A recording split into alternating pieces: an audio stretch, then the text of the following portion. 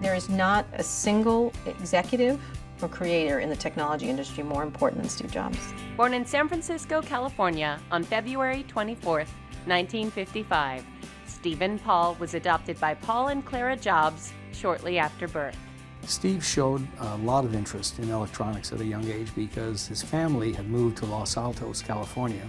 You had Hewlett-Packard around there, you had other emerging companies, and so he was thrown into this mix. During high school, Jobs met Steve Wozniak, and the two were hired during summers at Hewlett-Packard. Later, Jobs dropped out of college, but informally continued his education. He wasn't a geek from early on, although he certainly had a high technical expertise. He needed a partner like Steve Wozniak to bring that element to it. But in terms of developing himself, he had interests in art and history in all kinds of areas that are highly unusual for someone in his field. In 1976, Jobs and Wozniak started Apple Computers from the Jobs family garage. And with the Apple II, they found success. The Apple I computer didn't sell very well. It wasn't really a functional computer that demonstrated a true capability for personal computing. But what they did is they designed the Apple II. That became extremely popular, and within a few years they were selling over $100 million worth of computers.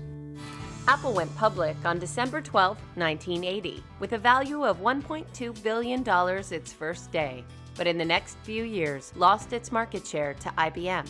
By 1985, Apple forced Jobs to resign. When Steve Jobs was pushed out of Apple, he picked himself up again pretty quickly. He grabbed the people he wanted to be involved in his new company, which was called Next, and they started about building the new company. Jobs purchased a Lucasfilm graphics division, renamed Pixar in 1986, and worked as the company's CEO while still actively developing his computer company Next. Next computer was the underpinnings of what was coming next at Apple. Everything that went on at Apple, including the operating system, including the design, had its origins in Next. Apple purchased Next in 1996 and eventually returned Jobs to CEO. His software, called Next Step, evolved into Mac OS X, which led the Apple technology revolution. The iPhone is the single most important device of the modern era. It is the smartphone, which is this all-in-one device. And so it's conceptually, the iPod to the iPhone to the iPad to what's next has been the most important trend in technology. What Apple really has done has raised the world's awareness of design and functionality. People look at these things and they just have to have them. And once they have them, they love them.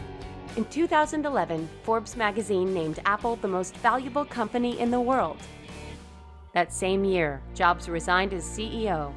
And on October 5, 2011, Steve Jobs died due to complications from pancreatic cancer.